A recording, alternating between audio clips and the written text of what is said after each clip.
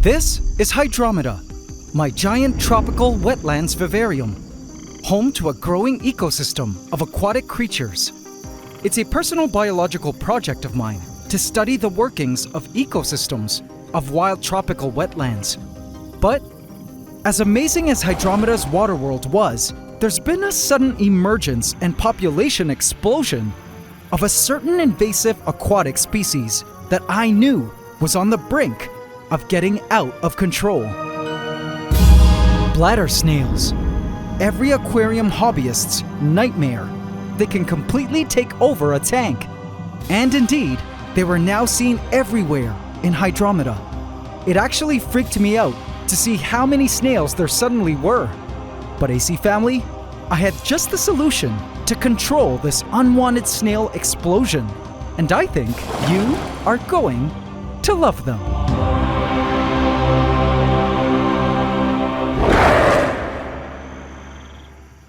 Please subscribe to my channel and hit the bell icon. Welcome to the AC fam.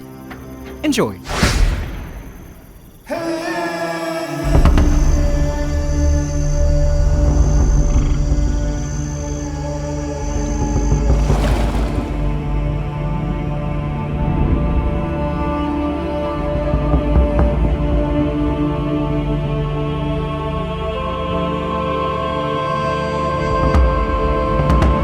The creatures of the wetlands had no idea a new species was about to join their aquatic community. Neither did the small bladder and ramshorn snails that were now all over the floor. It had just passed the fish's feeding time, so the fish were extra hyper at the moment. But the real feeding would be coming for some other new fish that were waiting in their holding bags in acclimation. "Will you look at that?" said the puffer as it stared at all the colorful fish swimming below.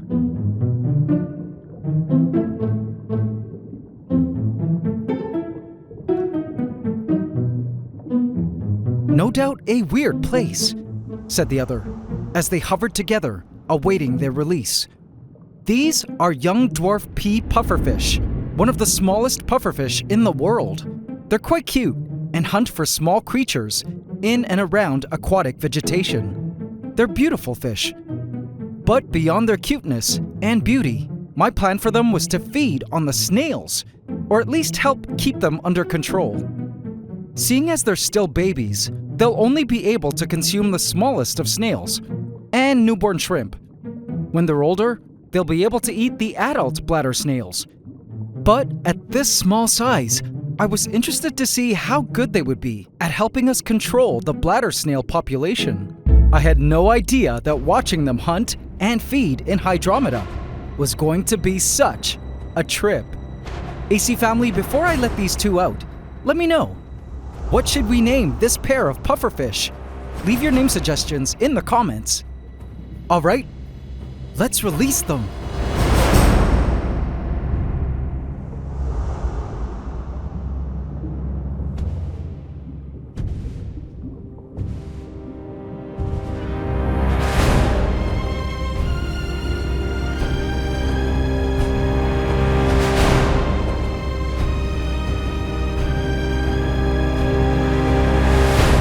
Whoa, what's going on? I don't know.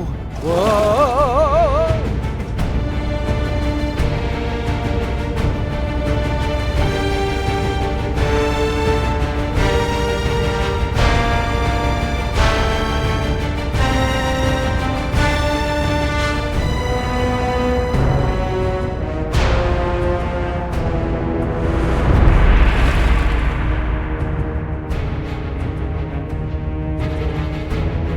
I almost lost them in the masses of fish. One instantly disappeared into the darkness of the driftwood. The other also began to scope out the shadowy areas of the driftwood. At first,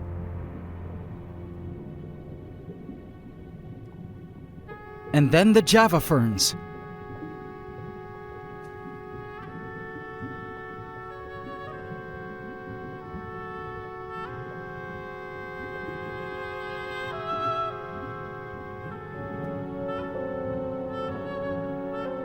And then when it was ready, the puffer decided to emerge into the vast new world of its new home.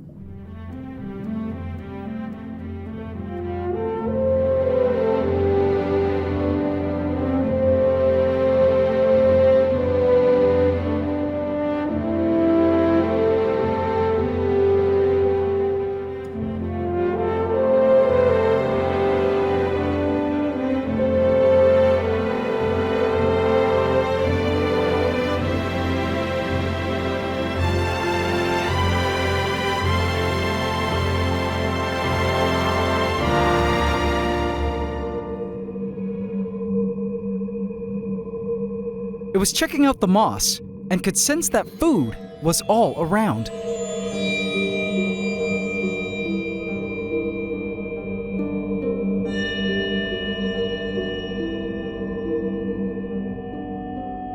Suddenly, it began to pick at something in the moss. Some microscopic creature, perhaps.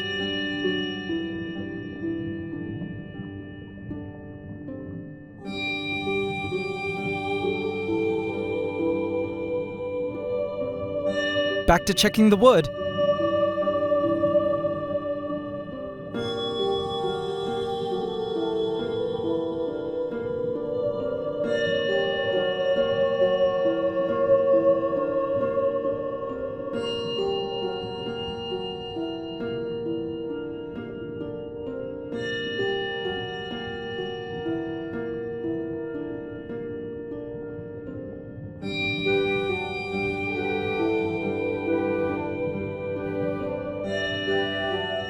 And tasting more things from the moss.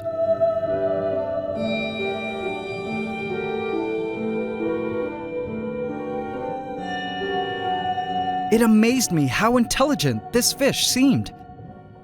By the way it was looking around and its facial expressions, it almost appeared as though I could see this fish thinking, and that it was super self-aware.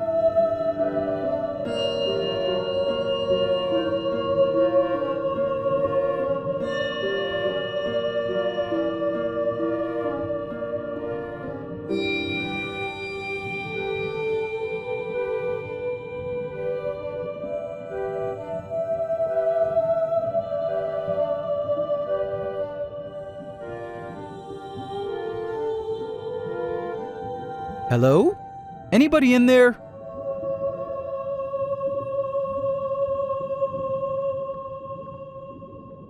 I continued to watch the puffer explore its new home in search of food.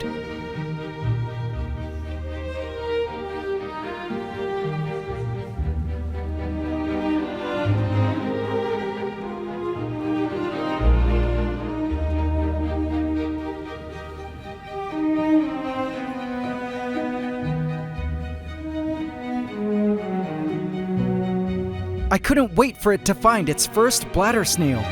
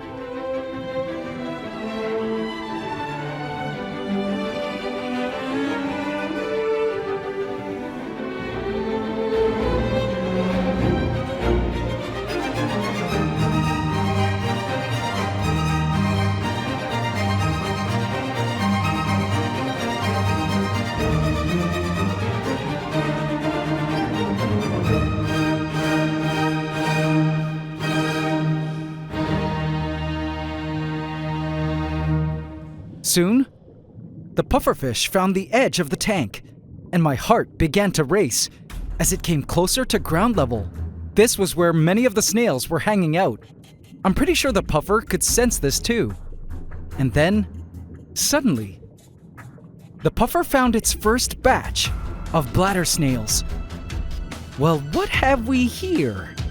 It was actually two snails, a small one hitching a ride on a larger one.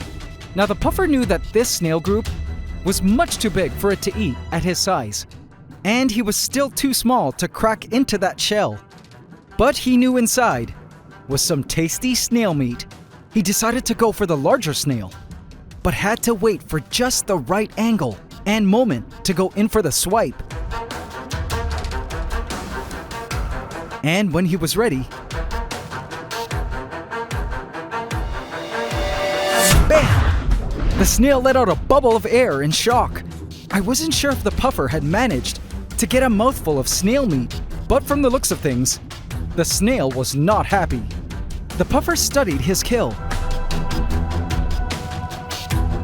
and decided to leave.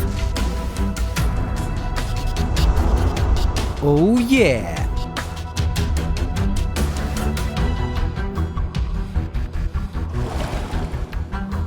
A shrimp landed on the snail and attempted to feed. This to me meant that the puffer had indeed wounded the snail, enough for the smell to attract nearby scavengers. Bam! Oh, looks like he managed to successfully eat a tiny ram's horn snail back there. What a predator!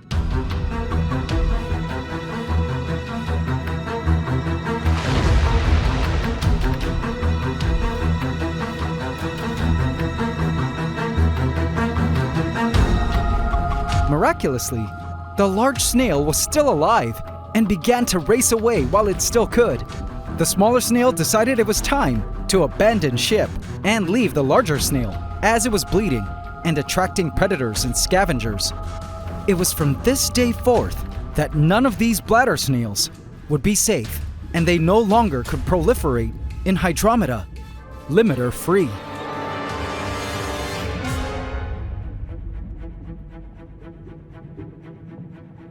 I finally spotted the other puffer. He was out checking out the snails beyond the driftwood, towards the mossy rocks. He too was curious and interested in wandering his new home in search of potential food. And then, he spotted his friend and raced towards him.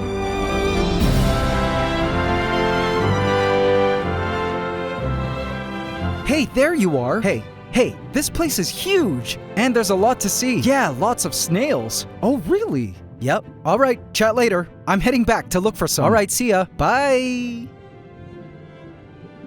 As I watched the puffer explore his lush new home, I began to wonder what it must be like for this baby pufferfish. I mean, it was born in some breeding tank, then transported here to Hydromeda, where it was further expanding on its worldview. It was clearly an intelligent animal, and I swear it could see me and deliberately came up to the glass a few times to check out my camera. This thing was definitely sentient and smart. A young dwarf pea pufferfish, small in stature, yet large in curiosity, in a vast, lush world that stretched as far as its tiny eyes could see.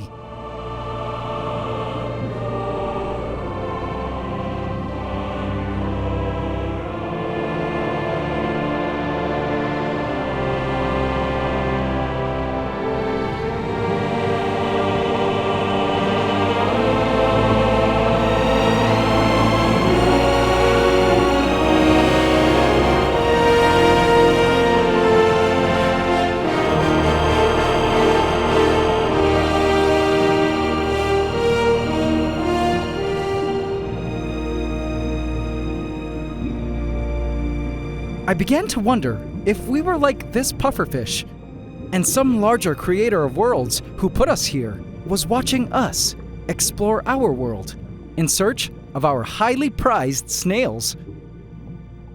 I sat and watched the pufferfish hunt for snails all night.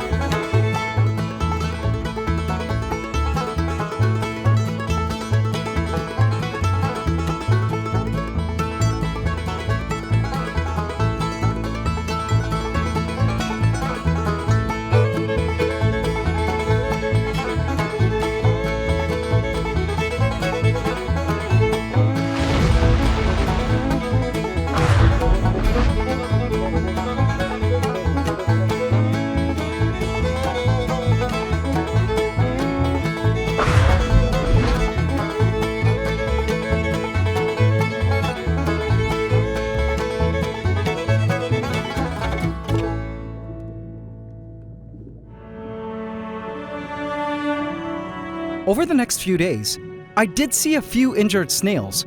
See that lifeless snail being dragged by the other? It seems these two were mating when the puffer took a big bite from them. What a thing to still be attached to your dead lover. One thing I did notice, however, was that the floor was definitely more snail-free now. So, it seems adding the puffers was effective.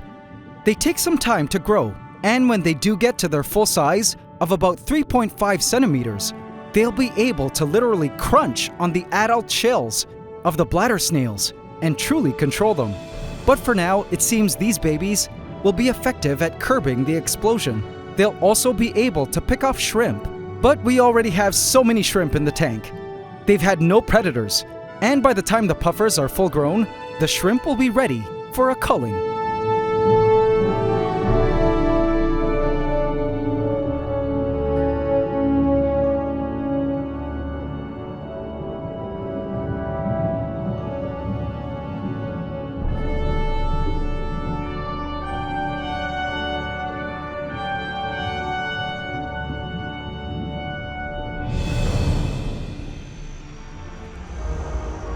But guys, the time for Hydromeda is nearing the Great Connection event, i.e., the building of the Great Cave Bridge that will be installed on the ceiling, connecting Hydromeda to the vast lands of Pandora, my rainforest floor vivarium.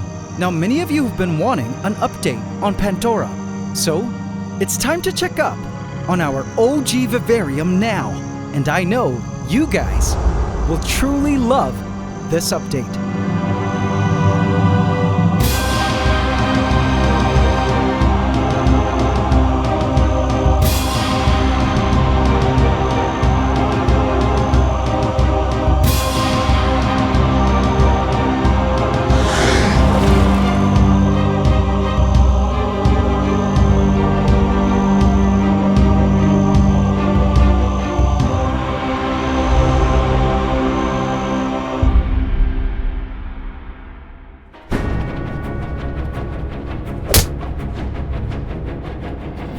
Vote in my community tab to affect this story.